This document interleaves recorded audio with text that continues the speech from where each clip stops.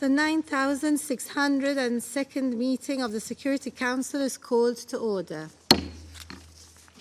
The provisional agenda for this meeting is the situation in the Middle East. The agenda is adopted.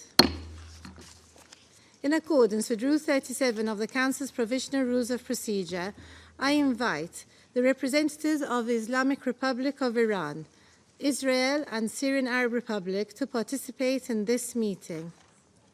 It is so decided. The Security Council will now begin its consideration of item 2 of the agenda. I warmly welcome the Secretary General, His Excellency Antonio Guterres, and give him the floor. Madam President, Excellencies, the Middle East is on the brink. The people of the region are confronting a real danger of a devastating full-scale conflict. Now is the time to defuse and de-escalate. Now is the time for maximum restraint. This emergency session has been convened upon an urgent request by the Permanent Representative of Israel, who noted in his letter dated 13 April to the President of the Security Council that Iran had launched, and I quote, a direct attack from within its territory of more than 200 UAVs, cruise missiles, and ballistic missiles towards Israel in clear violation of the UN Charter and international law, end quote. Yesterday, the Permanent Representative of the Islamic Republic of Iran also addressed a letter to the President of the Security Council stating that, and I quote, in the late hours of 13 April 2024, the Islamic Republic of Iran carried out a series of military strikes on Israeli military objectives, end quote. He stated that the action was taken, and I quote, in the exercise of Iran's inherent right to self-defense, as outlined in Article 51 of the Charter of the United Nations, and in response to the Israeli recurring military aggressions, particularly its armed attack on 1 April 2024 against Iranian diplomatic premises, end quote. According to the latest reports, Iran launched hundreds of drones and missiles from its territory towards Israel, with most intercepted. Several missiles reportedly struck within Israeli territory, one of which damaged an Israeli military facility in the south of the country, and overall, a few civilians were injured. Madam President, when the nature of the attack became clear, I stated the following last night, and I quote, I strongly condemn the serious escalation represented by the large-scale attack launched on Israel by the Islamic Republic of Iran this evening, and I call for an immediate cessation of these hostilities, end quote. I remind all member states that the Charter of the United Nations prohibits the use of force against the territorial integrity or political independence of any state, or in any other manner inconsistent with the purposes of the United Nations. Furthermore, the principle of inviolability of diplomatic and consular premises and personnel must be respected in all cases, in accordance with international law, as I stated when condemning the 1 April attack on the Iranian consulate in Damascus. Madam President, it's time to step back from the brink. It's vital to avoid any action that could lead to major military confrontations on multiple fronts in the Middle East. Civilians are already bearing the brunt and paying the highest price. And we have a shared responsibility to actively engage all parties concerned to prevent further escalation. As the Friendly Relations Declaration of 1970 states, acts of reprisal involving the use of force are barred under international law. We have a shared responsibility to secure an immediate humanitarian ceasefire in Gaza, the immediate and unconditional release of all hostages, and the unimpeded delivery of humanitarian aid. We have a shared responsibility to stop violence in the occupied West Bank, de-escalate the situation along the Blue Line, and re-establish safe navigation in the Red Sea. We have a shared responsibility to work for peace. Regional and indeed global peace and security are being undermined by the hour. Neither the region nor the world can afford more war. Thank you. I thank the Secretary-General for his briefing. I now give the floor to those council members who wish to make statements. I pass the floor to Guyana. Thank you, Madam President. I thank Secretary-General Guterres for his briefing and acknowledge the participation of the permanent representatives of Iran, Syria, and Israel in today's meeting. Guyana is alarmed over the recent escalation of tensions between Israel and Iran, especially in a region that is already experiencing intense conflicts. We urge the parties to exercise maximum restraint, to desist from launching further retaliatory attacks, and to seek the path of peace. Any further attacks will have devastating region-wide consequences, and also for the wider international community. The world cannot afford another war, and the Middle East certainly cannot afford another war. The attack on Iran's diplomatic facility in Damascus earlier this month and Iran's attacks on Israel yesterday have only served to heighten tensions in the region. We urge the parties to abide strictly with their charter obligations and to avoid a larger conflagration. As with any conflict, it is always innocent civilians who bear the brunt, with women and children suffering disproportionately. We are seeing, for example, how civilians in the occupied Palestinian territory and other parts of the region are already reeling from unprecedented levels of suffering as a result of the ongoing conflict between Israel and Palestine. Madam President, Guyana further calls on countries of the region to fully comply with their international obligations and to uphold the principles of respect for sovereignty and territorial integrity. We also demand full adherence to international law, including the United Nations Charter, and for the parties to settle their differences through peaceful and lawful means. Madam President, violence begets violence and compromises peace and security. Guyana reiterates its call on all parties to choose the path of peace and dialogue. I thank you. I thank the representative of Guyana and pass the floor to Sierra Leone. Madam President, I thank you for convening this meeting. I also thank UN Secretary General, His Excellency Antonio Guterres, for his important briefing on the latest gravely concerning development in the Middle East. Sierra Leone refers to an identical letter of 13th April 2024 from the permanent representative of Israel to the United Nations, addressed to the President of the Security Council, confirming a request, and I quote, to convene a meeting of the Security Council immediately, end of quote.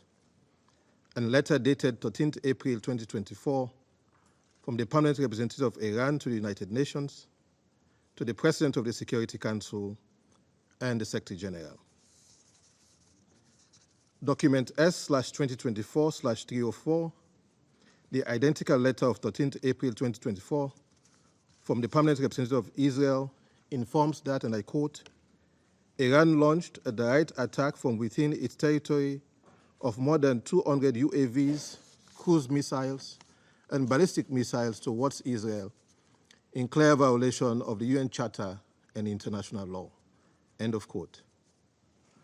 On the other hand, document S/2024/305, the letter dated 13th April 2024 from the permanent representative of Iran informs that, and I quote, in the late hours of 13th April 2024, the Islamic Republic of Iran carried out a series of military strikes on Israeli military objectives, end of quote.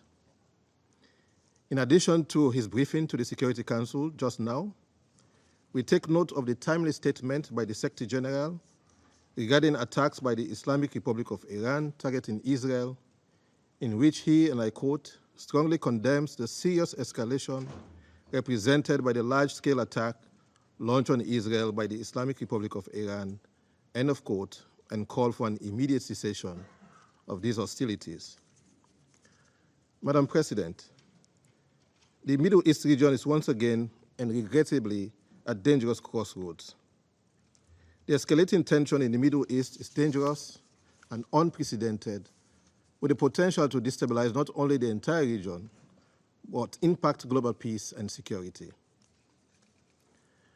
Less than 2 weeks ago, in this Council, Sierra Leone strongly condemned the use of force in violation of the UN Charter, relevant international law, including the development and conduct of friendly relations, diplomatic and consular protections, as well as conduct in the region that may lead to an escalation or exacerbate tensions in the already volatile situation. In a similar way, Sierra Leone strongly condemns claimed reprisal attacks not in conformity with international law and the UN Charter. With the Middle East at a knife's edge and at the precipice of a dangerous escalation, either by an intentional calculus or accidental one, with equally grave global ramification, the path to peace is certainly not tit-for-tat military attacks, but rather de-escalation and diplomatic engagement. To this end, we call on both parties and all other involved parties to exercise maximum restraint and resist the urge to the further resort to the use of force. We call on the parties and all other involved parties to be mindful of their obligations under international law, the UN Charter, and to comply with all relevant Security Council resolutions. The parties are unequivocally obligated to comply with their international law obligations, the UN Charter principles and provisions in good faith, in particular, the imperative for the peaceful resolution of dispute and the respect for the sovereignty and territorial integrity of each state. In urging de-escalation, Sierra Leone is also mindful of the ongoing hostilities in the Gaza Strip and the further imperative for the full implementation of Security Council resolutions 2712, 2720, and 2728. The United Nations must not retreat from its important purpose and role in confronting the consequential challenges of our times. The Security Council must continue to play its part as envisaged by the UN Charter. Further, Sierra Leone expresses full support for the United Nations Secretary General and its envoys and representatives to use the good offices of our organization to lead effort in ensuring de-escalation.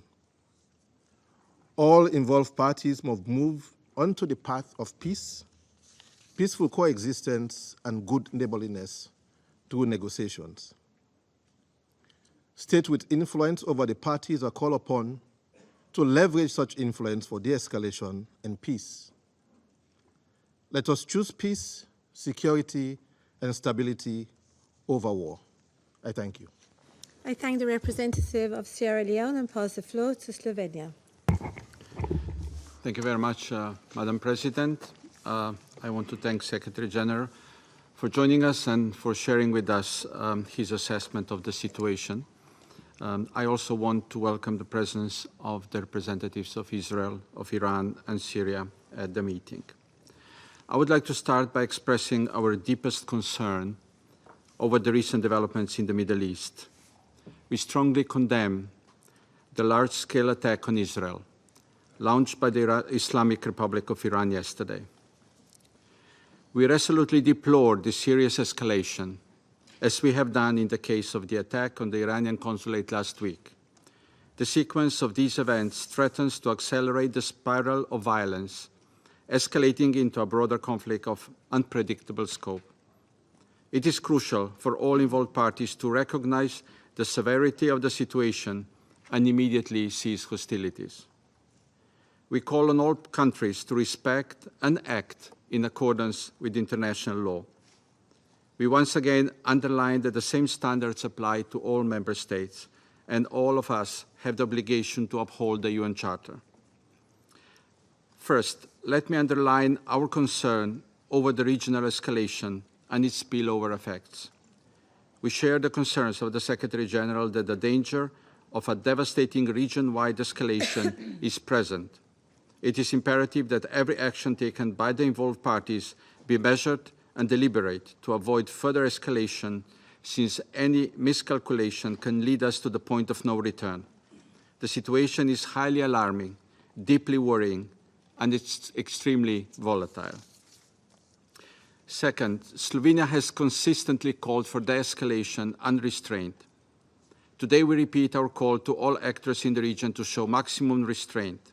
We call on countries with influence on state and non-state actors to exert that influence and prevent the worst from happening. We urge everyone to choose the path of dialogue and diplomacy and refrain from further retaliations. We therefore welcome today's meeting as a step towards de-escalation and a peaceful settlement of the dispute. Thirdly, we have been witnessing the significant impact of the devastating situation in Gaza on the region, including along the Blue Line, in the Red Sea, and elsewhere. It is our collective responsibility to take immediate action. By adopting Resolution 2728, we took a step forward in addressing the crisis. However, our failure to ensure its full implementation represents a critical setback.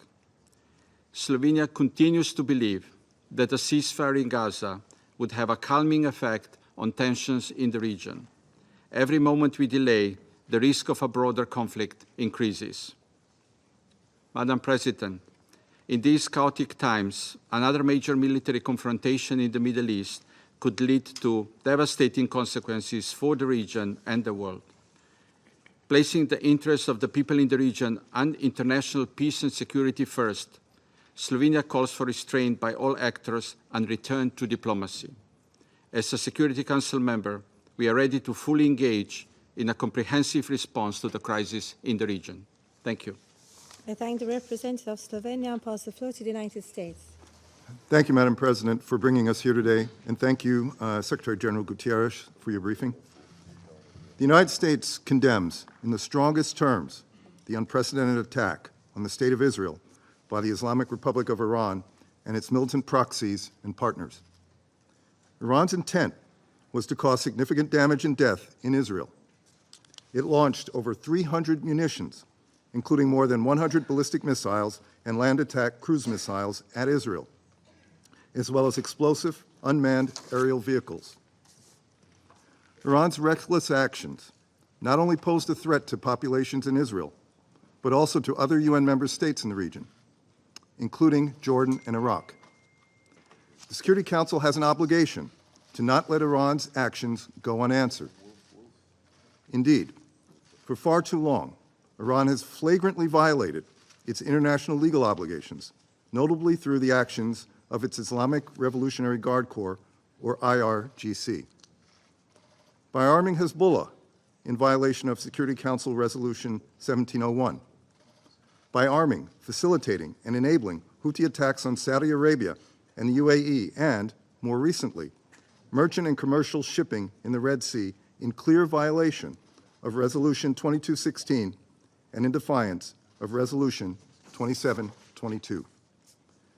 And of course, Iran transferred Shahed one-way attack drones to Russia, the same drones it used in last night's attacks against Israel, at a time when such transfers were in clear violation of Resolution 2231.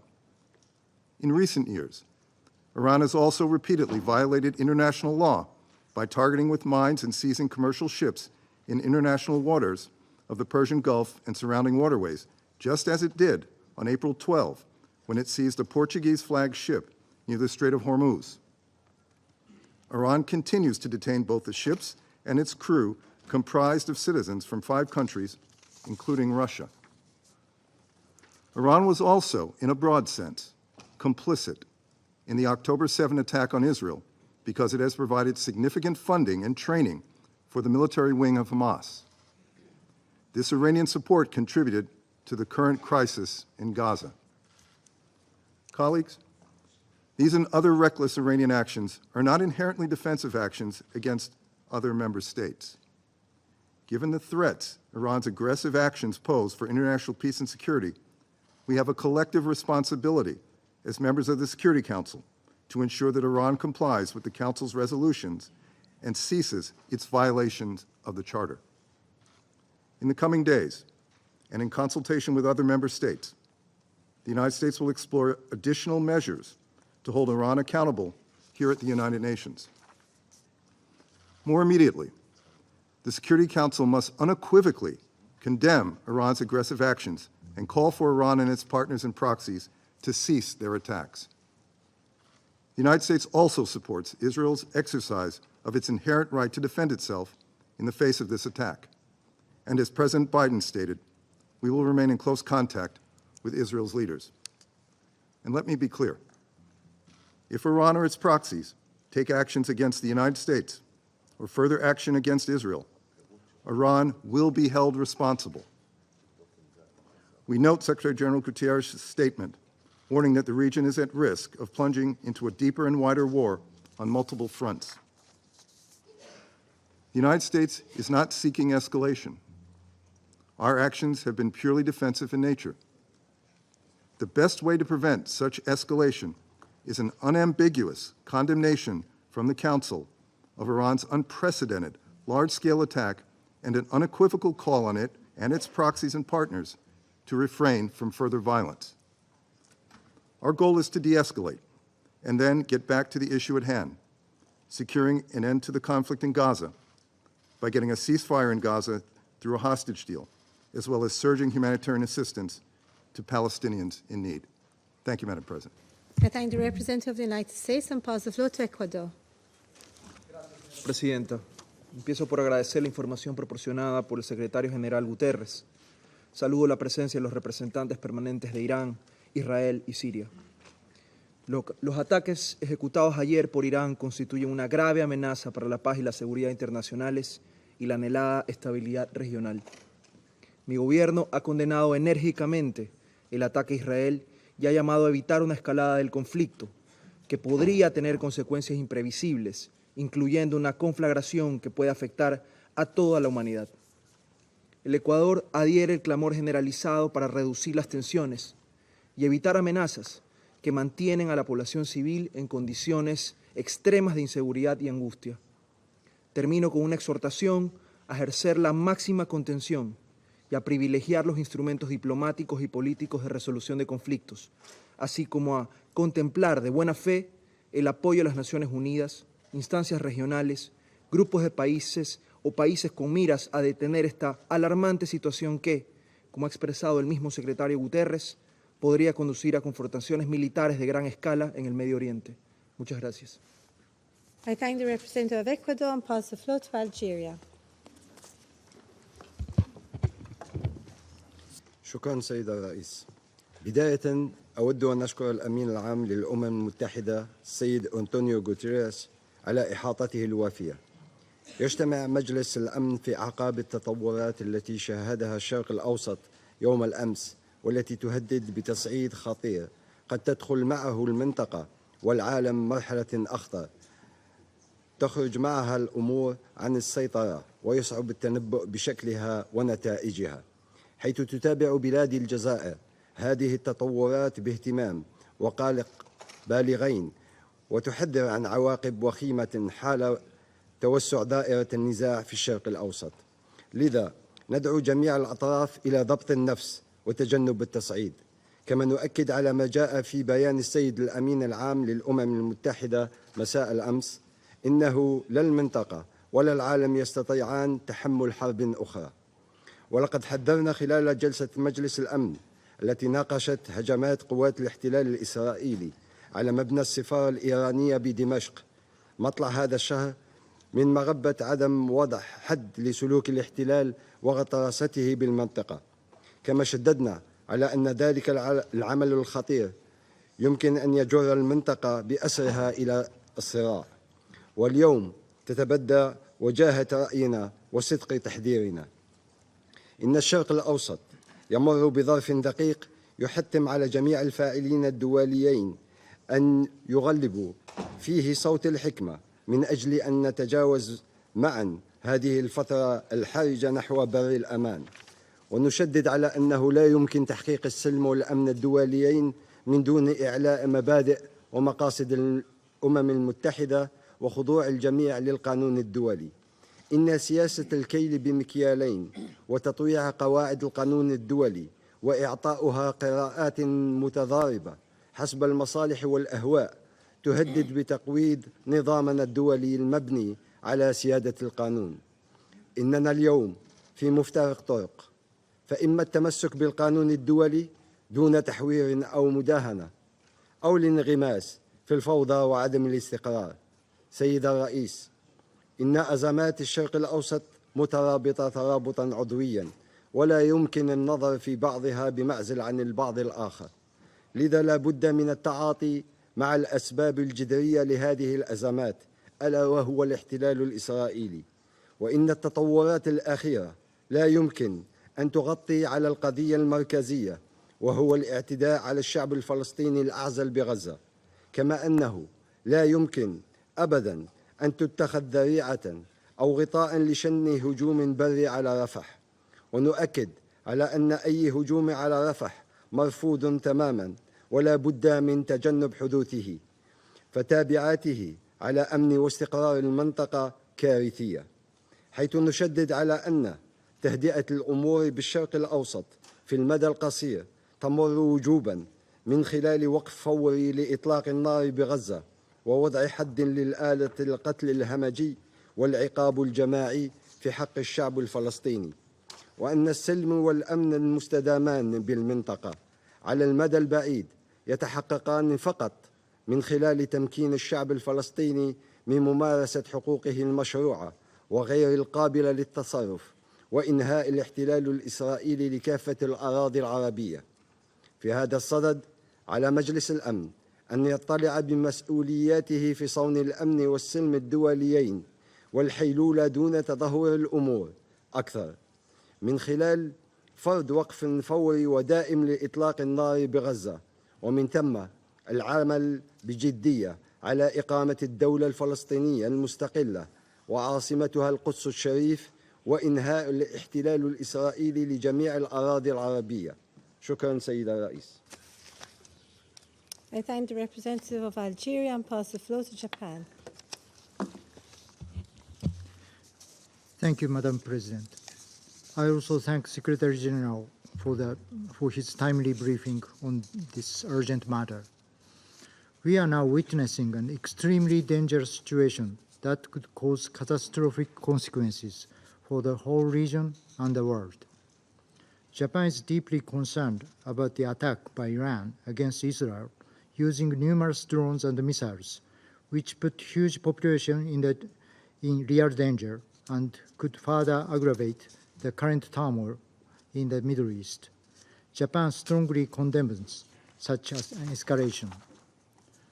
We are seriously concerned that this large military action will increase the already extremely heightened tensions in the Middle East and lead to a wider and more serious regional confrontation with global security and economic ramifications. It is imperative for the Security Council to address this matter as a united body responsible for international peace and security to contain the risk of the region plunging into an abyss. Japan has been strongly urging the parties concerned to calm down and de-escalate the situation and exercise maximum restraints, as the Secretary General just mentioned. Japan reiterates its determination to continue to make all necessary diplomatic efforts in order to prevent a further deterioration.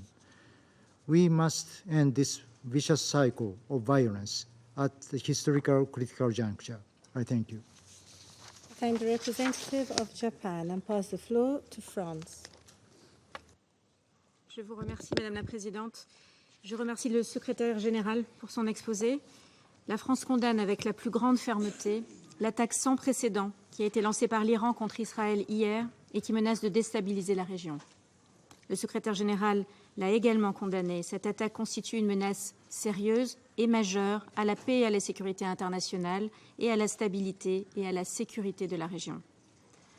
En décidant d'une telle action sans précédent, l'Iran franchit un nouveau palier dans ses actions de déstabilisation. et il prend le risque d'une escalade militaire dont il serait le responsable. Nous appelons l'Iran et ses alliés à cesser enfin et sans plus de délai leurs activités déstabilisatrices dans toute la région. La France exprime sa solidarité avec le peuple israélien et rappelle son attachement à la sécurité d'Israël, de nos partenaires et à la stabilité régionale. Elle se félicite que, fort heureusement, Israël ait été en mesure de repousser avec succès cette attaque, permettant d'éviter le pire et d'épargner de nombreux civils. La France travaille à la désescalade avec ses partenaires de la région. Elle appelle à la retenue. Le président de la République, Emmanuel Macron, et le ministre de l'Europe et des Affaires étrangères, Stéphane Séjourné, s'y emploieront. La France est pleinement mobilisée pour trouver une issue aux crises qui traversent le Proche et le Moyen-Orient, pour la désescalade et pour faire respecter les principes qui fondent notre ordre international. Au Liban, nous avons fait des propositions aux deux parties en vue de parvenir par le dialogue à une cessation des hostilités. À Gaza, la France œuvre pour parvenir à la libération immédiate et inconditionnelle des otages et à un cessez-le-feu immédiat et durable. Il est grand temps, 6 mois après les attaques terroristes du 7 octobre et le début de la guerre à Gaza, de poser les bases d'un règlement politique durable de cette crise en traitant les causes profondes du conflit. C'est ce que propose le projet de résolution que nous avons présenté à ce Conseil et nous appelons tous les membres à le soutenir. Nous devons tout faire pour éviter une nouvelle guerre au Proche et au Moyen-Orient. Je vous remercie. I thank the representative of France. I pass the floor to the United Kingdom. Thank you, President, and thank you, Secretary-General, for briefing us today. The United Kingdom condemns unequivocally Iran's reckless attack against Israel, which risked thousands of civilian casualties. The scale and nature of Iran's heinous assault, the first direct attack from Iran on Israeli soil, poses grave risks to the security and stability of citizens across the Middle East. The United Kingdom has long been clear that Iran plays an unacceptable role in destabilizing the region, and that it also bears responsibility for the actions of groups it has supported militarily, financially and politically over many years. Through this attack, Iran has once again demonstrated that it is intent on sowing chaos in the region. As we have demonstrated, the United Kingdom will continue to stand up for Israel's security and for that of all our regional partners, including Jordan and Iraq. We welcome the actions of our allies to deter the Iranian threat. No one wants to see further bloodshed. The United Kingdom is also continuing to work urgently alongside the international community to stabilize the situation and prevent further escalation. It is vital that all parties exercise maximum restraint and refrain from any action that may heighten tensions further in the region. We also call on Iran to release the MSC Ares and its crew unconditionally and without delay. Iran's actions do nothing to advance the prospects for peace in Israel and Gaza. As set out in Security Council Resolution 2728, the United Kingdom remains resolved to work with international partners to secure an immediate pause in the fighting in Gaza, to get aid in and hostages out, leading to a sustainable ceasefire without a return to destruction, fighting, and the loss of life. Thank you, Madam President. I thank the representative of the United Kingdom and pass the floor to Mozambique. Thank you, Madam President. We thank Malta's presidency for convening this urgent meeting. We highly value the insights provided by His Excellency Mr. Antonio Guterres, Secretary General of the United Nations on this crisis. Madam President, precisely 2 weeks ago, when discussing the Israel airstrike on the Iranian diplomatic mission in Damascus, we raised serious concern that the incident could escalate regional tensions and could potentially lead to retaliation and heighten the conflict between Israel and Iran.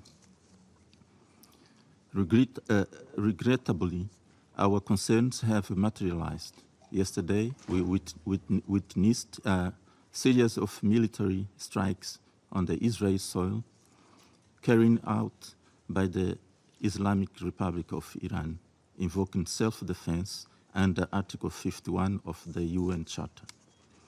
We express our deep concern on yesterday's Iranian strikes.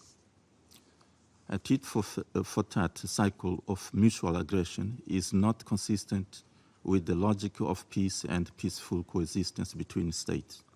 It leads to more death, suffering, and misery. It will further exacerbate the prevailing tensions in the region and may trigger more conflicts, potentially involving other countries with unthinkable implications. We strongly believe that it is crucial for all parties involved to exercise restraint and approach the situation with prudence and wisdom. Careful consideration of risks and extended consequences is, therefore, essential during this critical moment. Madam President, in light of the current situation, it is imperative that all parties involved, Israel and Iran in particular, strictly abide by the Charter of the United Nations that compels all member states to refrain from the threat of use of force in their international relations. Stability in the Middle East is vital for the security and development of the region and beyond. It is essential that states in the region and their allies pursue policies that promote peace and stability with due regard for a balance of interests. To that end, we Council members, individually and collectively, must actively engage all concerned parties to prevent any miscalculation that could lead to broader conflict in an already volatile region. Such escalation would have devastating consequences for civilians who are already suffering in Syria, Lebanon, in the occupied Palestinian territory, Israel, and the broader Middle East.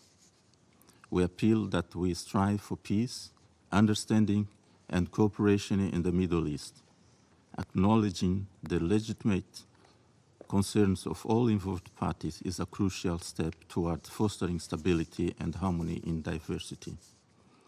And let us remind ourselves that the central issue in the Middle East is the materialization of a two-state solution, whereby Israel and Palestine can live together, side by side, in peace and security, as two independent and sovereign states. I thank you, Madam President. I thank the representative of Mozambique and pass the floor to the Republic of Korea. Thank you, Madam President. I thank Secretary General Guterres for his important briefing on the grave situation in the Middle East, including yesterday's attack by Iran against Israel. The Republic of Korea is gravely concerned about the current situation in the Middle East, exemplified by yesterday's attack by Iran against Israel, using numerous drones and missiles. The Republic of Korea condemns these large-scale attacks, which are not in compliance with international law. To make the situation worse, freedom of navigation is now being threatened, not only in the Red Sea, but also at the Strait of Hormuz, which cannot be justified, regardless of any excuse. Since the outbreak of the horrendous terrorist attack by Hamas against Israeli citizens on the 7th of October last year, and subsequent military operation by Israel in Gaza and ensuing humanitarian catastrophe, the international community, including the Republic of Korea, has repeatedly warned against the possibility of increasingly dangerous spillover in the Middle East. Earlier this month, when we witnessed the incidents at the Iranian consulate that resulted in casualties in Damascus, Syria, the Republic of Korea expressed its deep concern that additional violent incidents could escalate into new tragedies in the region. Unfortunately, what we are now seeing this even more dangerous tension surging in the Middle East. Amidst the worst escalation in the Middle East, where the entire region stands at the risk of being engulfed in the flames of war, what is crucial is finding the most effective solution to ease the tension, rather than finger-pointing and debating over who and what triggered the current situation. Thus, the Security Council should gather the wisdom of all its members. We can still step back from the brink. The ongoing escalation of the already dire tension in the region should immediately stop. Any regional escalation should be condemned, and the regional actors should exercise full restraint in order to prevent any additional spillover. Thus, we take note that the permanent representative of the Islamic Republic of Iran expressed in his letter to the Secretary General yesterday the position that Iran does not seek escalation or conflict in the region, and we hope that this affirmation can be realized with actual compliance.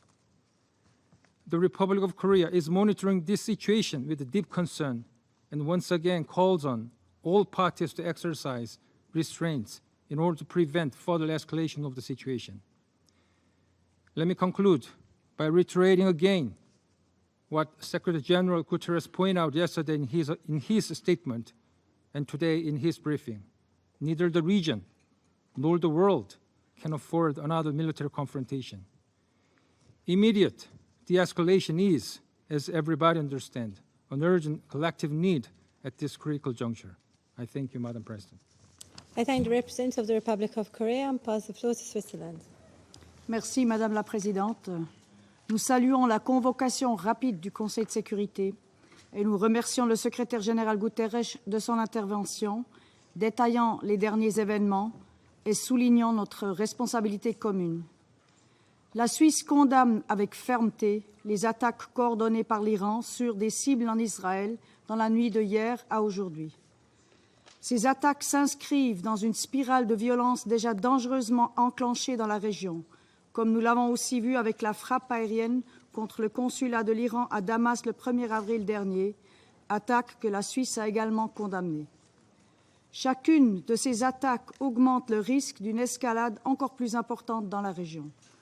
Par ailleurs, nous prenons note avec préoccupation de la saisie d'un navire, le MSC Aries, battant pavillon portugais, par les forces armées iraniennes dans le détroit d'Ormuz. Nous avons, à de nombreuses reprises, prévenu contre le risque d'une accélération de la spirale de violence dans la région. Il est impératif que toutes les parties au niveau régional, ainsi que celles qui exercent de l'influence sur celle-ci, fassent preuve de la plus grande retenue afin d'éviter de mettre en danger encore davantage les populations de la région. Nous appelons toutes les parties à un conflit armé à respecter leurs obligations en matière de protection des populations et des infrastructures civiles. Nous réitérons encore une fois notre appel. La spirale de l'escalade doit s'arrêter immédiatement. La région ne doit pas sombrer dans un conflit encore plus vaste et meurtrier, alors que nous sommes face à une situation humanitaire catastrophique à Gaza et que les tensions et échanges de feu à la ligne bleue entre le sud du Liban et Israël sont à un niveau record. Nous appelons d'ailleurs au plein respect et au soutien de la mission de la FINUL ainsi que des autres missions de l'ONU dans la région. La désescalade doit être notre priorité absolue. Cela inclut la mise en œuvre de la résolution 2728. Un cessez-le-feu immédiat à Gaza est urgent, ainsi que la cessation des attaques des groupes armés dans la région. Nous prenons note de la déclaration par les autorités iraniennes indiquant ne pas vouloir poursuivre leur opération. Nous rappelons dans ce contexte que tout recours à l'emploi de la force doit être strictement conforme à la Charte et que le droit international humanitaire doit être respecté par toutes les parties. Dans de telles situations, le dialogue est essentiel. Ce Conseil et tous les États doivent jouer pleinement leur rôle pour faciliter la désescalade. À cette fin, la Suisse est prête à apporter sa contribution. Je vous remercie. I thank the representative of Switzerland and pass the floor to the Russian Federation. Госпожа председатель, Мы внимательно выслушали доклад Генерального секретаря ООН. Отметили и вашу, господин генеральный секретарь, вчерашнюю мгновенную публичную реакцию с осуждением действий Ирана. Жаль, что на контрасте с сегодняшним заседанием вы не вызвались брифинговать Совет 2 апреля, когда по российской инициативе был созван срочный брифинг для обсуждения израильского удара по консульству Ирана в Дамаске. Хотелось бы также большей активности с вашей стороны по доведению до членов Совета информации по другим, не менее турбулентным для всего ближневосточного региона сюжетам, например, по поводу уже ставших регулярными атак Израиля по соседним с ним Сирии и Ливану. Если и дальше не замечать подобных действий, ваши призывы к сдержанности всех сторон, которые мы разделяем, могут оказаться тщетными. Уважаемые коллеги, когда мы с вами собирались в этом зале 2 апреля, чтобы обсудить удар Израиля по консульскому объекту Исламской Республики Иран в Дамаске, мы предупреждали, что необходим сильный, единый сигнал Совета о недопустимости таких действий. Не только в отношении суверенных Ирана или Сирии, и не только на Ближнем Востоке. В любой точке земного шара.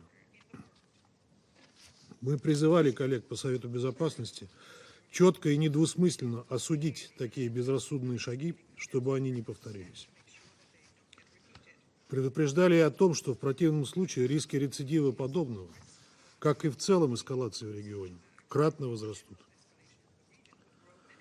Мы даже предложили проект соответствующего заявления Совета Безопасности ООН для прессы, который был составлен на основе стандартных для таких случаев деполитизированных формулировок. Что же мы услышали тогда от западных делегаций? Что, дескать, для них не все так очевидно, и что надо еще взвесить, поможет ли такой сигнал Совета стабилизации обстановки в регионе. Соединенные Штаты, Великобритания и Франция тогда, по сути, отказались подтвердить, что базовые принципы международного права о неприкосновенности дипломатических и консульских объектов, зафиксированные в соответствующих Венских конвенциях, применяются равноправно и одинаково ко всем государствам. Результат, как говорится, налицо. Вы прекрасно знаете, что нападение на дипломатическое представительство является по международному праву казус белли. И если бы под ударом оказались западные представительства, вы бы, не раздумывая, обрушились с ответными мерами и доказывали бы в этом зале свою правоту. Потому что для вас все, что касается западных представителей и западных граждан, свято и должно быть защищено. А вот когда речь заходит о других государствах, их правах, включая право на самооборону, и их гражданах, это другое, как вы любите говорить.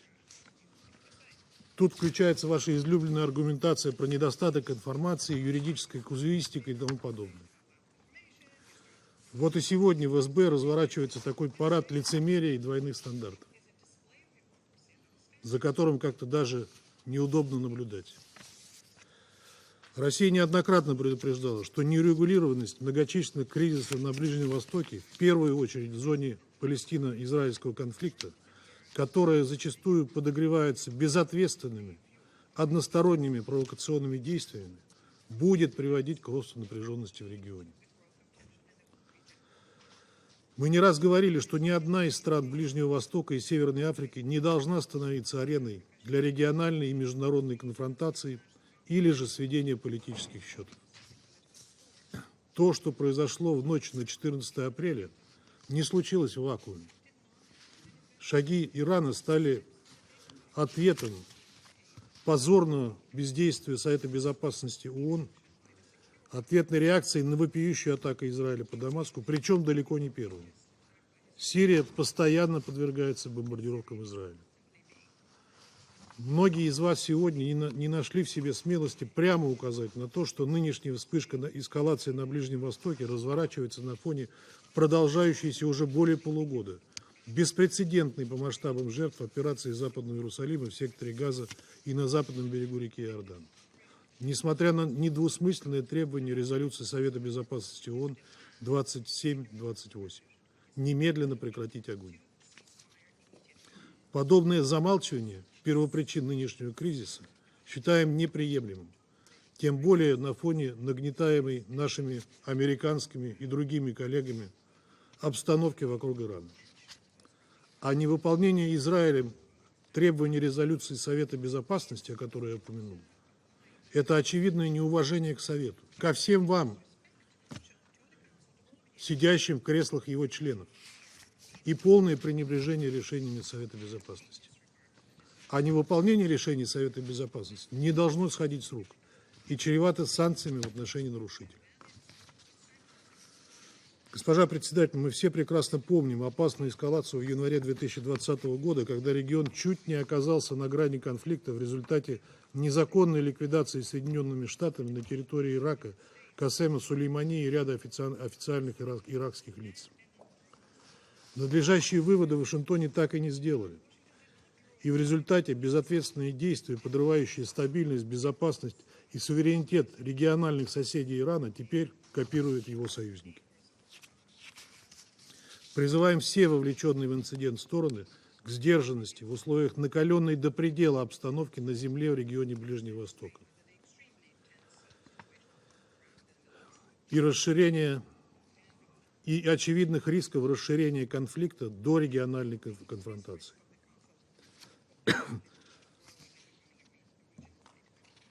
Рассчитываем, что региональные государства будут решать все имеющиеся проблемы исключительно политико-дипломатическими средствами. Считаем также важным, чтобы конструктивно настроенные международные игроки этому способствовали. Спираль конфронтации и кровопролития должна быть остановлена. Считаем неотложной задачей всего международного сообщества предпринять все необходимые усилия для деэскалации обстановки. В противном случае регион может оказаться втянутым в порочный круг взаимных атак и насилия. В этой связи отмечаем сигнал Тегерана о нежелании дальнейшей эскалации военных действий с Израилем.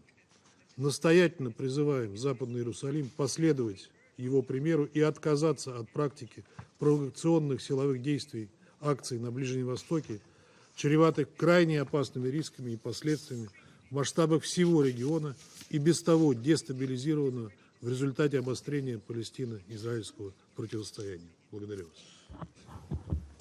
I thank the representative of the Russian Federation and pass the floor to China. 主席女士，我感谢古特雷斯秘书长的通报，期待接下来听取伊朗、以色列和叙利亚常驻代表的对局势的说明。加沙冲突爆发以来，国际社会不仅对加沙地区的人道灾难无法接受，强烈要求立即停火止战，同时也对冲突延宕、加剧地区紧张局势、带来复杂严重的外溢影响深表担忧。4月1日，伊朗驻叙利亚外交馆舍遭到空袭，造成多名伊方人员伤亡，馆舍严重受损。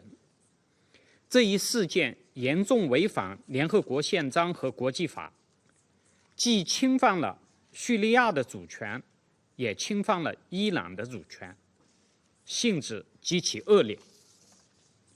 刚刚，古特雷斯秘书长通报了4月13日发生的升级事件，中方对此深表关切。我们也注意到，伊朗方面表示，有关军事行动系对以色列袭击伊朗驻叙利亚外交馆舍的回应，有关问题至此可视为已解决。中方呼吁有关方面最大程度保持冷静和克制，根据联合国宪章宗旨和国际法解决分歧和争端，避免紧张局势进一步升级。主席女士，这一轮形势升级是加沙冲突外溢的最新表现，再次警示我们，巴勒斯坦问题是中东问题的核心，事关中东地区和平稳定和长治久安。如果放任加沙战火继续延烧，其负面外溢效应必将进一步扩散，加剧地区动荡。中东地区国家和人民不希望，也承受不起更大规模的冲突和战争。因此，当务之急是切实落实安理会第2728号决议，立即实现加沙停火。根本出路是全面落实两国方案，彻底走出巴以冲突的恶性循环。中方呼吁国际社会，特别是有影响力的国家，为维护地区和平稳定发挥建设性作用。谢谢主席女士。I thank the representative of China. I will now make a statement in my national capacity. I begin by thanking the Secretary General for his briefing. The Middle East is experiencing one of the bleakest and most volatile periods in modern history, which risks spiraling out of control if all sides do not take a step back. This was a point that Malta stressed on 2nd April following the deplorable attack by Israel on the Iranian diplomatic premises in Damascus on 1st April. We had stressed the need for de-escalation and for maximum restraint to be exercised by all actors in the region. Regrettably, these calls for caution have been disregarded given the recent developments. We emphasize our deep concern about the significant escalation posed by a large-scale attack consisting of drones and various missiles launched by the Islamic Republic of Iran against Israel. We are also concerned with Iran's seizure of the container ship MSC Ares. The vessel, along with its crew, must be immediately and unconditionally released. At a time when our focus should be on diffusing tensions and reducing conflict, including by advocating for an immediate and permanent ceasefire to the war in Gaza, facilitating the immediate and unconditional release of all hostages, and ensuring the delivery of sustained humanitarian aid throughout Gaza, all we are witnessing are steps in the opposite direction. Iran's direct targeting of the State of Israel risks regional catastrophe, with innocent lives bearing the brunt of all hostilities. We stress that international law, including international humanitarian law, must be respected at all times. Once again, we reiterate our call on all parties to exercise maximum restraint, including in their messaging, to de-escalate and pursue peaceful and diplomatic solutions to all disputes. Let us be clear. The region finds itself in turmoil and stands on the precipice of unimaginable hostilities and suffering. As the Secretary General outlined, and I quote, "Neither the region nor the world can afford another war." I now resume my functions as President of the Council. I now give the floor to the representative of Israel. Thank you, Madam President. Madam President, yesterday, the Ayatollah regime, in blatant violation of the UN Charter and international law, attacked the State of Israel and launched 170 UAVs, 120 ballistic missiles, and 30 cruise missiles carrying 60 tons of explosive materials at Israel. This attack was launched from Iranian soil, as well as from Lebanon, Yemen, Syria, and Iraq. Colleagues, from the moment I began my tenure here, in every speech and in countless letters, I rang the warning bell regarding Iran. I called on this Council to take concrete action against the Ayatollah regime. I made it clear that Iran and its hegemonic ambitions of global domination must be stopped before it drives the world to a point of no return, to a regional war that can escalate to a world war. Sadly, no action was taken. And last night, the world witnessed an unprecedented escalation that serves as the clearest proof for what happens when warnings aren't heeded. Israel is not the boy who cried wolf. We have been screaming from the rooftops for years, trying to wake up the international community, but to no avail. If only this council would have internalized my words, it would not have needed the bone-rattling explosions of last night's attack to wake it up. Colleagues, last night, Iran proved again that it cares nothing for Islam or Muslims. The Iranian attack seriously injured Amina al-Khassouni, a 7-year-old Bedouin girl in Israel. But look at this video that shows how Israel intercepts Iranian drones above the Temple Mount and Al-Aqsa Mosque.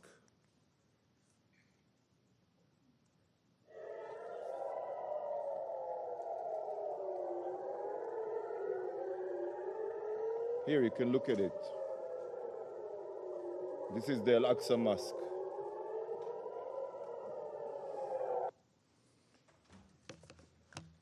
To Iran, Israel's annihilation and igniting the region is more important than Islamic holy sites. The Ayatollah regime, in its plot to impose a global Shiite hegemony through its proxies, has even attacked Saudi Arabia, as we all remember, Aramco oil field, the United Arab Emirates, and anyone else they view as an obstacle. I asked the Algerian representative here, how does this make you feel? Is this a price you support, attempting to blow up mosques and murdering Muslims? Yet, while this direct Iranian attack on Israel was the first of its kind, it is just the most recent chapter in a blood-soaked saga that started from the moment the Islamic Revolution reared its head. The Ayatollah regime has a clear plan. Its goal has been and continues to be world domination by exporting its radical Shiite revolution across the globe. I assume you all know it. The Islamic regime of today is no different than the Third Reich, and Ayatollah Khamenei is no different than Adolf Hitler. Hitler's Third Reich was envisioned to be a 1,000-year empire stretching across continents, just as Khamenei envisions his radical Shiite hegemony to stretch across the region and beyond. This is why Iran arms themselves with intercontinental ballistic missiles, ICBMs. Iran and Israel are on the same continent. You are next. The Ayatollah regimes acts like the Nazi regime, and their army includes Hamas, Palestinian Islamic Jihad, Hezbollah, the Houthis, the Revolutionary Guard, and other savage jihadists. Instead of shouting, Sieg Heil, these radical Nazi Islamists scream, death to Israel, death to America, death to England. Just like the Nazi regime, the Ayatollah regime sows death and destruction everywhere it touches. For the past years, Ukrainian civilians have been killed from the skies with Iranian weaponry. President Zelensky, in condemnation of Iran's attack last night, said, and I quote, "The sound of Iranian Shahed drones, a tool of terror, is the same in the skies over the Middle East and Europe. This sound must serve as a wake-up call to the free world. Listen to President Zelensky and wake up." Just like the ever-reaching hand of the Wehrmacht, Iran struck Albania with cyber attacks and launches strikes against Kurds in Iraq. We all remember the 2021 attack on the oil tanker Mercer Street, in which British and Romanian crew members were killed. And just yesterday, Iran seized a Portuguese cargo ship.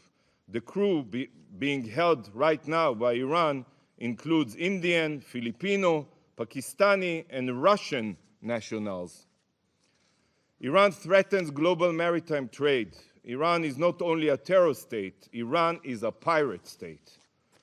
Colleagues, just this week, the court in Argentina held Iran directly responsible for the 1994 terror attack in Buenos Aires on the Jewish Community Center, which killed 85 people and wounded 300.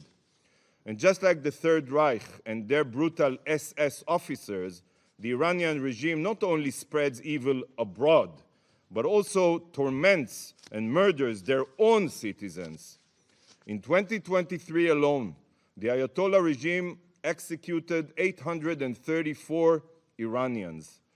The regime oppresses women while murdering them for not wearing their hijab properly. When the Iranian people peacefully protest this brutality, they are suppressed by live ammunition. Hundreds of protesters were killed and thousands have been arrested. This is a regime that allows its own people to die of thirst in Isfahan, while it funds terror around the world with billions of dollars. What have you done to defend the world from Iran? Seriously, the entire globe is suffering from Iran, including the Iranian people. Please defend them. For years, the world has watched the rise of a Shiite Islamist Reich. Yet, just like during the rise of Nazism, the world has been silent, deafeningly silent. Mr. Secretary General, Iran has been violating Security Council resolutions and the UN Charter for years. They supply Hezbollah with weapons in violation of resolutions 1559 and 1701. They advance weapons proliferation in violation of resolution 2231. They violate resolutions 1540 and 2216. Why have you not used all possible means to condemn Iran and demand compliance? Why have you instead rolled out the red carpet for these genocidal jihadists? Why do you treat them as if they are interested in de-escalation when you know that the opposite is true? Colleagues, Iran's strategy has been crystal clear: arm, fund, and train terror proxies across the globe to carry out Iran's murderous scheme of domination. But today, the mask of Iranian deniability has been removed. No more hiding and no more bluffing. No more shirking of responsibility. Iran has attacked Israel from its own sovereign territory, publicly and proudly. The mask is off. Iran, the #1 global sponsor of terror, has exposed its true face as the destabilizer of the region and the world. And now, right now, is when the world must stop ignoring Iran's crimes and take action. As Iran's mask has fallen, the world's complacency must also fall. The mask comes off, and the gloves must come on. The snooze button is no longer an option. The only option is to condemn Iran and utilize every means necessary to make them pay a heavy price for their horrible crimes. Iran and its axis of supporters must be shown that the civilized world will no longer stand idle. While many countries immediately condemned the attack, those who did not must ask themselves, how do you want history to remember you? Council members, last night's attack was a blatant violation of international law and the UN Charter. It was an act of utter escalation that can drag the entire region and world into war. But can you imagine if the attack was carried out under an Iranian nuclear umbrella? Or if some of Iran's missiles had nuclear warheads? The regime that launched an unprecedented strike on Israel, a fellow member state of the UN, is barreling towards nuclear capabilities. This is a terror state responsible for global destruction, and soon they will have nuclear capabilities. You all know that Iran is systematically violating the JCPOA and has enriched uranium up to 60% purity and even more. Iran's breakout time to produce an arsenal of nuclear weapons is now weeks, mere weeks. No concrete action has been taken, and the IAEA inspectors have been kept in the dark. Iran is on the verge of becoming a nuclear power, It should terrify every member of this council. Take a moment to think what would happen if Ayatollah Khamenei could have launched a nuclear bomb last night. Is this the world we want to live in? So to the JCPOA signatories, I say, initiate the snapback mechanism today. Initiate it. Impose all possible sanctions on Iran before it's too late. We need a world led by Churchills, not Chamberlains. Colleagues, on October 7th, Hamas, with Iranian funding, with Iranian weaponry, with training, carried out the most brutal massacre of Jews since the Holocaust. They slaughtered our children. They burned entire communities. They raped our women. They took families hostage and are abusing 133 hostages. Hezbollah, with its Iranian arms and sponsorship, have fired thousands of rockets into Israel since October 7th, decimating towns.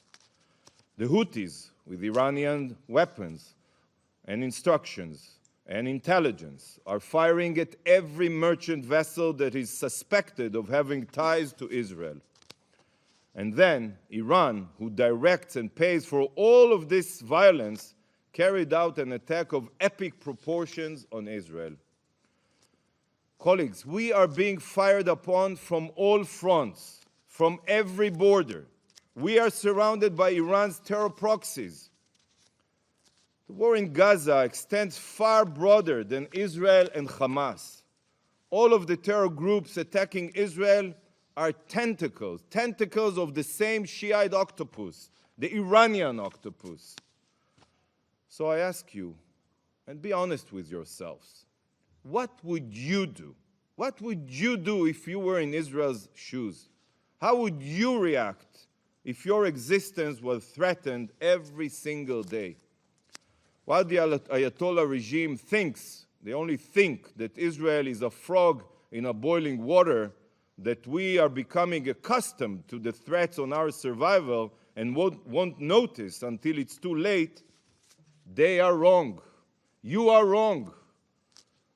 This attack crossed every red line, and Israel reserves the legal right to retaliate.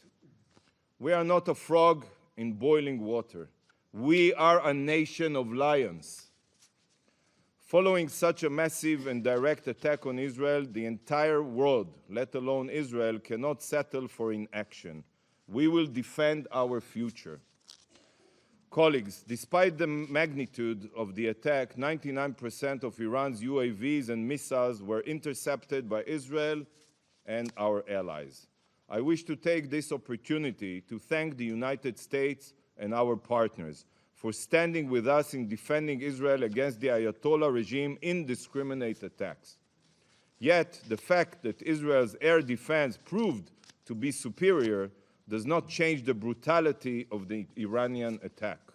Iran can no longer hide behind its proxies. It has now exposed itself as the terror exporting pariah state that it is, and it must, from now on, be treated as such.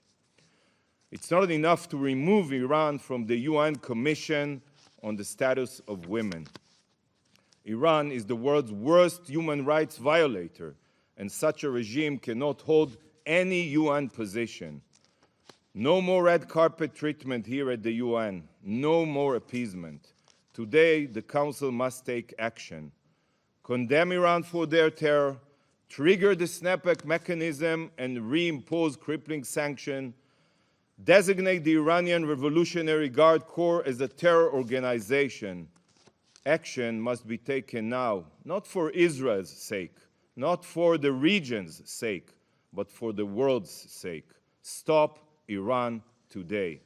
Thank you, Madam President. I thank the representative of Israel. I pass the floor to the representative of the Islamic Republic of Iran. Thank you. In the name of God, the compassionate and merciful, Madam President, as we informed in our letter last night in response to the Israeli regime's recurring military aggression, particularly its armed attack on 1st April 2024 against Iranian diplomatic premises, a defiance of Article 2 of the Charter of the United Nations, the armed forces of the Islamic Republic of Iran carried out a series of military strikes on Israeli military objectives with dozens of missiles and drones. Iran's operation was entirely in the exercise of Iran's inherent right to self-defense as outlined in Article 51 of the Charter of the United Nations and recognized by international law. This concluded action was necessary and proportionate. It was precise and only targeted military objectives and carried out carefully to minimize the potential for escalation and prevent civilian harm. Madam President, we thank those members of the Council who condemned the Israeli armed attack against our diplomatic premises in Syria. Regrettably, in this chamber, certain members of the Council, including the US, UK, and France, has chosen once again to turn a blind eye to reality and overlook the root causes contributing to the current situation. In hypocritical behavior, these three countries falsely blamed and accused Iran without considering their own failures to uphold their international commitment to peace and security in the region. They made unsuccessful attempts to use lies, manipulate the narrative, spread disinformation, and engage in a destructive blame game. All the while, they deliberately disregarded Iran's inherent right to respond to the violation of a fundamental principle of international law, the inviolability of diplomatic representative and premises. Moreover, they ignored the underlying root causes of the current situation in the region. For over 6 months now, these countries, especially the United States, have shielded Israel from any responsibility for the Gaza massacre, while they have denied Iran's inherent right to self-defense against the Israeli armed attack on our diplomatic premises. At the same time, they shamefully justified the Israeli massacre and genocide against the defenseless Palestinian people under the pretext of self-defense. They made cynical attempt to justify and cover up the atrocities of the Israeli regime against the people of Palestine by arbitrary and misleading interpretation of self-defense.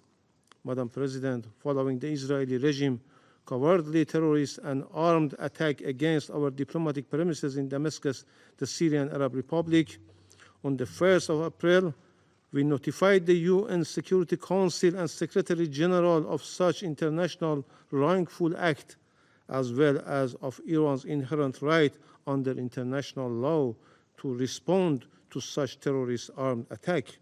Also, in a phone conversation with the UN Secretary General on 2nd April, Iran Foreign Minister discussed the situation and called for taking appropriate action and a strong condemnation from the international community for this horrific crime.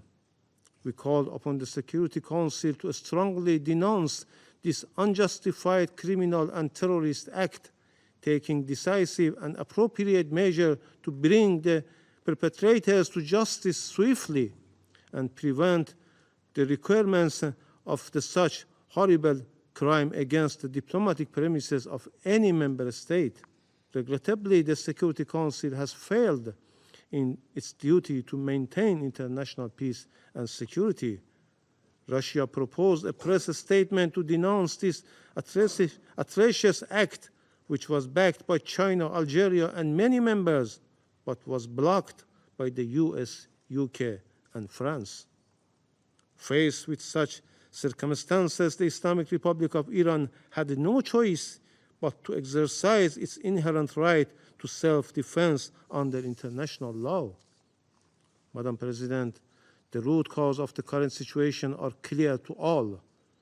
From the start of the Israeli war against Palestinian people in Gaza, more than 34,000 civilians 2/3 of them children and women have been killed. All civilian infrastructures have been targeted and destroyed by Israel. Even humanitarian workers have not been immune from the military attacks of this rough regime. The absence of accountability and conscious inaction faced with the Israeli genocide and war crimes against the Palestinian people has only emboldened this regime to continue its violation unchecked. The US and its allies have blocked the Security Council for over 6 months, protecting Israel from accountability for the Gaza massacre. They not only avoid condemning Israel for these atrocities, but also actively try to cover up them. Their sole priority is supporting and defending Israel regardless of the consequences and at all costs. Despite international pressure and UN Security Council resolution calling for a ceasefire, Israel has defied this resolution. Rather, its focus remains on committing more atrocious crimes, showing no regard for international legal obligation. Madam President, this lawless regime has committed many atrocious crimes against our people. This regime blatantly and openly admitted its responsibility for the terrorist and destructive operation committed against Iranian officials, scientists, and civilians, and sabotage against our peaceful nuclear infrastructure in recent years. This Israeli regime even made explicit threats to use nuclear weapons against a sovereign member state of the United Nations. This terrorist regime is responsible for all criminal and terrorist acts committed against Iran and must bear the consequences. The Islamic Republic of Iran has warned time and again about the repercussions of the malicious activities of the regime on regional and international peace and security. Iran has exercised maximum restraint. Now it is time for the occupying regime to bear full responsibility for its consequences. This regime cannot avoid accountability. Madam President, Israel's ongoing destabilized and irresponsible action and atrocities against the nation in the region are a real threat to regional and international peace and security. The Israeli Prime Minister's policy seeks to expand and escalate the conflict in the region to stay in power. The member of the Security Council must not allow such an august body, the Security Council, to be held hostage to the ambitions of such a belligerent regime. It is time for the Security Council to shoulder its responsibility and address the real threat to international peace and security. The Security Council must promptly fulfill its duty under Chapter 7 of the Charter in response to Israeli reckless defiance. It must take urgent and punitive measures to compel this regime to stop its genocide and massacre against the people of Gaza and uphold its obligation, especially fully implement the UN Security Council resolution and legally binding orders of the International Court of Justice.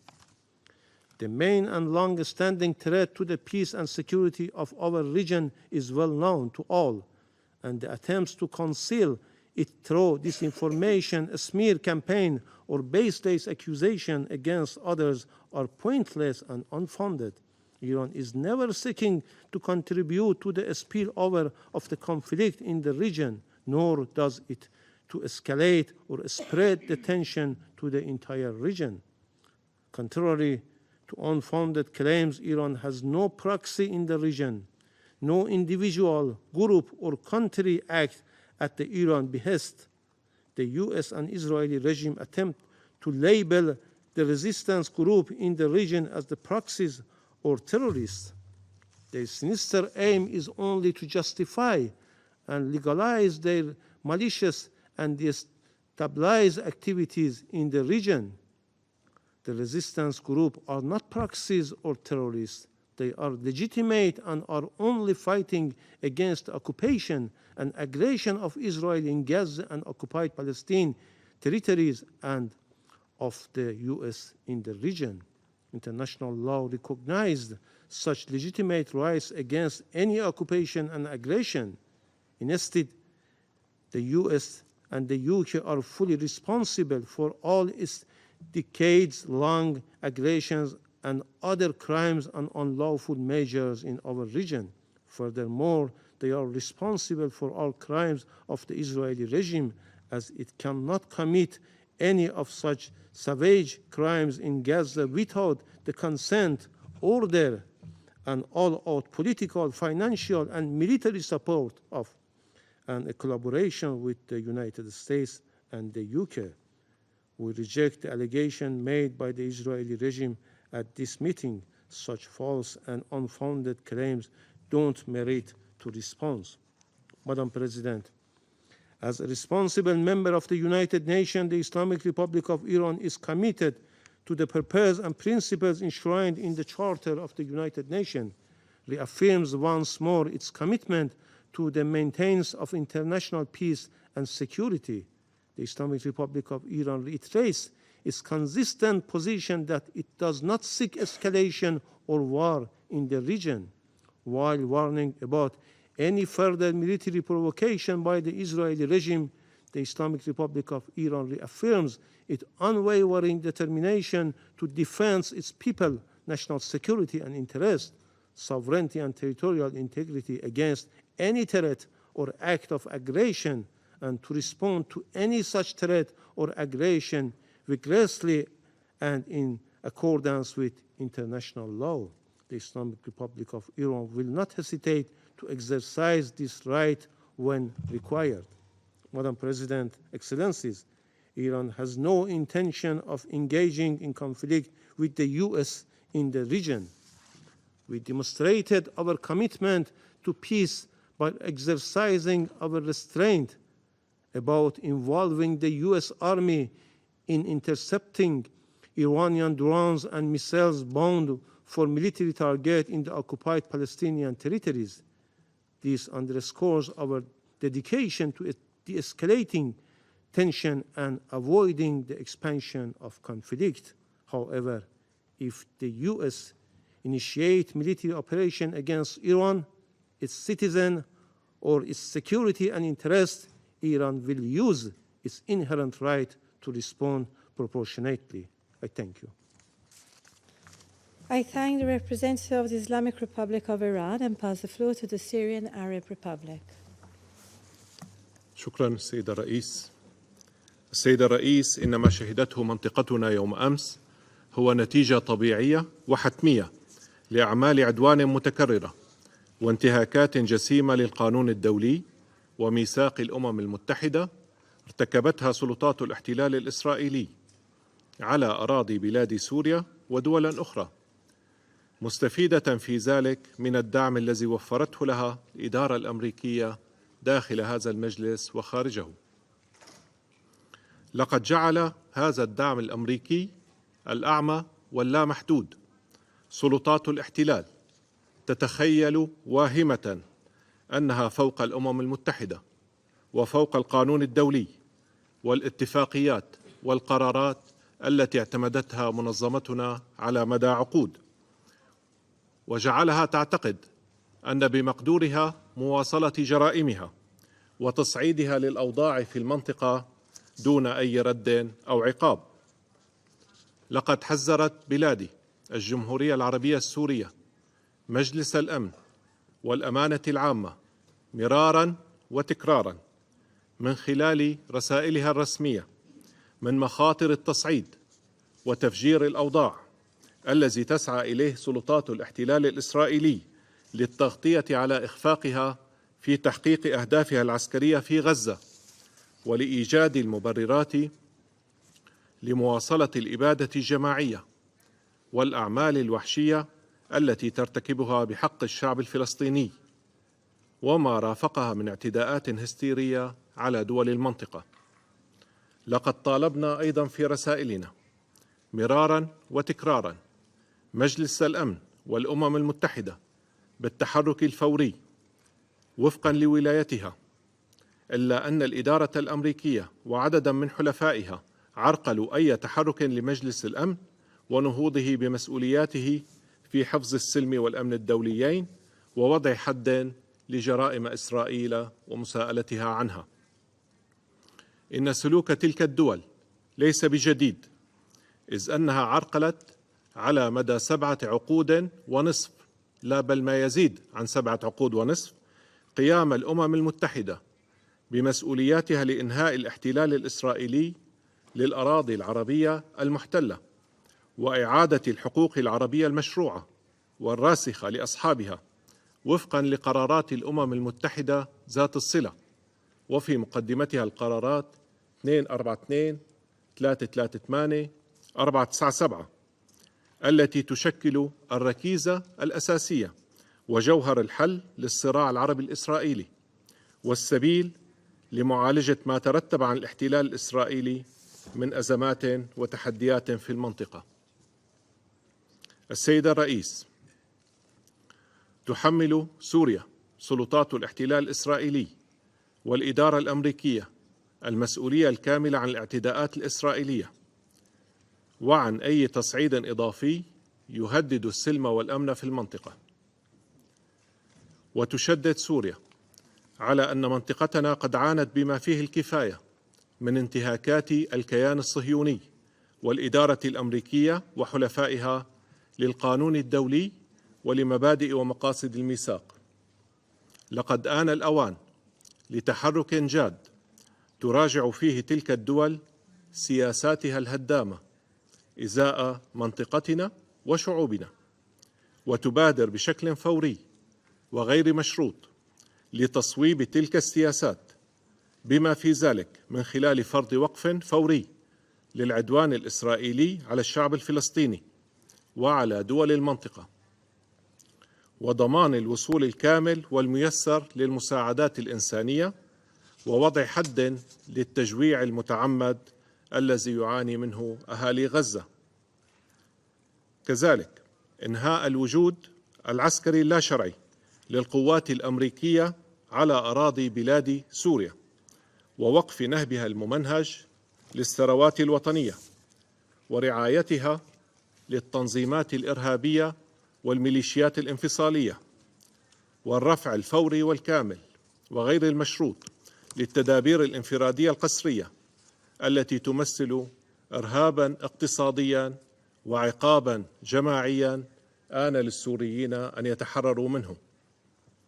السيد الرئيس، لقد استمعنا لبيانات بعض الوفود الغربية التي عبرت مجددا عن نهجها القائم على النفاق وازدواجية المعايير. لقد اعتاد البعض في هذا المجلس أن يقدم التفسيرات التي يرتئيها لأحكام الميثاق وأن يسخرها لخدمة أهدافه وأطماعه، بما في ذلك المادة 51 التي تكفل حقا أساسيا لجميع دولنا، ألا وهو حق الدفاع المشروع عن النفس. لقد شنت الولايات المتحدة الأمريكية وبريطانيا وفرنسا أعمال عدوان متكررة على بلادي التي تبعد عنها آلاف الأميال، مجتمعة الدول الثلاث تارة وفرادى تارة أخرى، وذلك استنادا لتفسير مشوه للمادة 51 ومزاعم واهية ليست أكثر من أكاذيب لا أساس لها من الصحة. ولم تكتفي بذلك، بل إنها حالت دون مناقشة مجلس الأمن لتلك الاعتداءات والتحرك لإعلاء مبادئ الميثاق التي تحاول تلك الدول الاستعاضة عنها بما تسميه النظام القائم على القواعد Rules Based Order. إن ما قامت به جمهورية إيران الإسلامية يوم أمس هو الممارسة الصحيحة والفعلية لحق الدفاع المشروع عن النفس كما رآه الآباء المؤسسين لمنظمتنا وكما تضمنته المادة 51 من الميثاق. لقد جاء الرد الإيراني كضرورة ملحة فرضها إمعان سلطات الاحتلال الإسرائيلي في جرائمها وأعمالها العدوانية، ومنع الدول الغربية الثلاث دائمة العضوية في مجلس الأمن من التحرك لوقفها أو حتى مجرد إدانتها. لقد تجلى ذلك بوضوح في عرقلة الولايات المتحدة الأمريكية وفرنسا وبريطانيا. إصدار مجلس الأمن لبيان صحفي يدين الاعتداء الإرهابي الإسرائيلي الذي طال القنصلية الإيرانية في العاصمة السورية دمشق في انتهاك سافر لكافة المواثيق والاتفاقيات الدولية التي تكفل حرمة المقرات الدبلوماسية وحصانتها والعاملين فيها. وهذا ليس بغريب على من قام وحلفائه في الناتو بالقصف الهمجي للسفارة الصينية في بلغراد عام 1999. ختاما السيد الرئيس، في 25 نيسان أبريل 1945 انطلقت أعمال مؤتمر سان فرانسيسكو المنشئ لمنظمة الأمم المتحدة، والذي وضع الميثاق ليكون البوصلة لعملنا المشترك، وضمنه في مبادئه الأساسية ما يؤكد على ضرورة احترام السيادة والمساواة بين الدول الأعضاء كبيرها وصغيرها. اليوم وأكثر من أي وقت مضى يتوجب على دولنا التأكيد على هذه المبادئ، لأن في احترامها نجاح الأمم المتحدة في ولايتها، وفي انتهاكها يغيب القانون وتسود شريعة الغاب والحروب وعدم الاستقرار. إن سوريا العضو المؤسس للأمم المتحدة لا تزال تؤمن بهذه المنظمة ومبادئها ومقاصدها، وتتطلع لقيامها بالدور المناط بها في حفظ السلم والأمن الدوليين ومعالجة الأسباب الجذرية للتحديات التي تشهدها منطقتنا، وفي مقدمتها الاحتلال الإسرائيلي الذي يحول دون تحقيق الأمن والاستقرار لدولنا والرفاه لشعوبنا.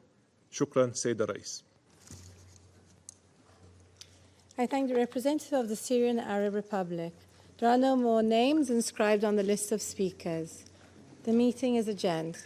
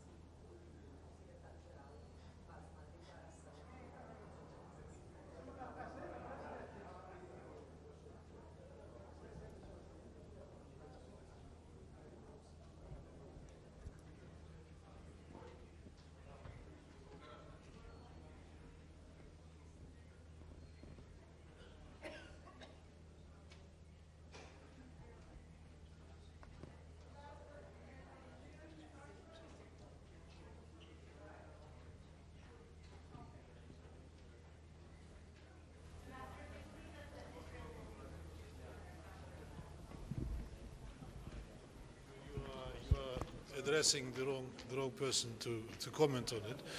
You heard that the Tehran said that it is not intending to continue. So now it's the turn of the other side to stop, for which we and not just us called for. But I mean, altogether, if you consider how the issue was discussed, that was a scandalous and flagrant hypocrisy on how these two issues are treated by our Franco-Saxon colleagues. Do you think there will be a product out of the Security Council? Any kind of a statement, anything people were talking about? Not that I know at the moment. I heard the statement by the US that they are preparing something. Let's see what they will. Ambassador Erdogan called for snapback sanctions. Would Russia support that? It was a joke, okay? Thanks, Ambassador.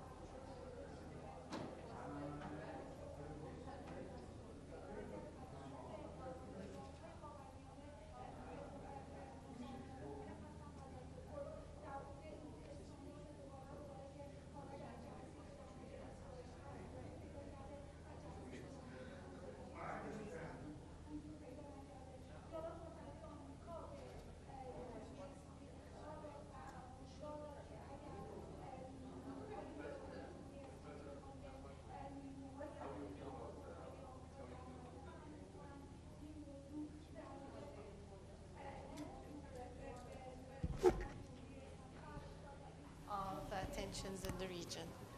Okay.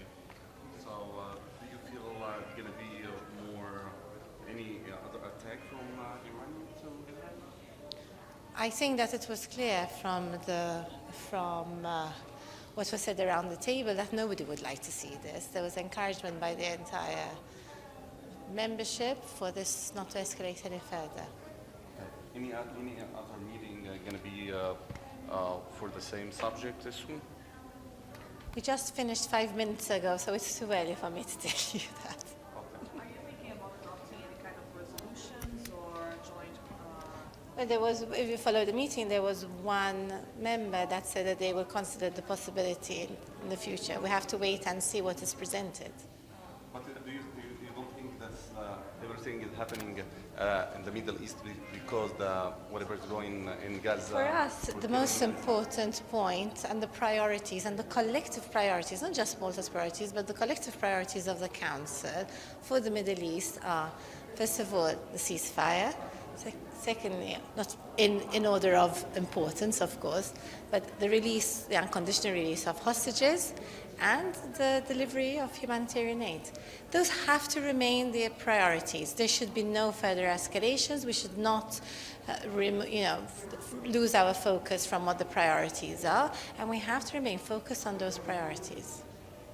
Iran said that the attack was according to United Nations Charter. I mean, this is how they explain themselves. Do you believe that? I mean, how do you explain that?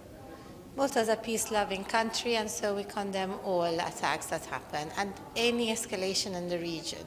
Really, we understand and we condemn the attacks of the 1st of April also, but we would, because of the very tense situation, the fact that any action and any further escalation could be very detrimental to a lot of civilians, a lot of people, many civilian lives that are at stake here. And we really need to ensure that there is maximum restraint. Whether one has the right or one doesn't have the right is really secondary at this point. Really, at this point, all the parties in the region need to calm down, need to take a step back, need to ensure that there is maximum restraint, and to remain focused on the implementation of Security Council resolutions, which is a permanent ceasefire, durable, a lasting. I can't remember what word it Malta was. doing a great job. Malta doing a great job this month. Thank you for that. But why you cannot stop Israel for keep killing every minute civilian? You have to understand the Security Council works mostly by consensus. One member state cannot do it on its own. So any further action for the implementation of the resolutions needs to be a concerted action by the Council, not the Presidency. This is not a dictatorship. The Presidency's role is to ensure that when the Council needs to meet in emergency like today to discuss escalations, that we do it, that it is done, that we conduct the work of the business, the work of the Council. We ensure that the program of work is carried out effectively throughout the month, but it's not our role to implement on our own any decisions. Did this evening's meeting to vote this month on the Palestinians' application for full membership? It has been stated by one of the members of the Council that they intend to present a resolution. This has not been presented yet. So once it is, then we will know the potential timing of it. Did your meeting this evening help reduce tensions in any way? That's what we hope. One of the reasons why the Presidency ensured that we met very early and quickly with just enough time basically for members to prepare is what we allowed. We would have had it even this morning, this meeting. The reasons why we met in emergency sessions because we want to contribute to the maintenance of peace and stability in the region and the de-escalation of heightened tensions. And what's your assessment of the result now that it's wrapped? I think that the message around the Council table was very, very clear that there should be no further escalation. Everybody was of the same opinion on this, so the message was very clear. Thank you. Thank you, President. Thank you very much.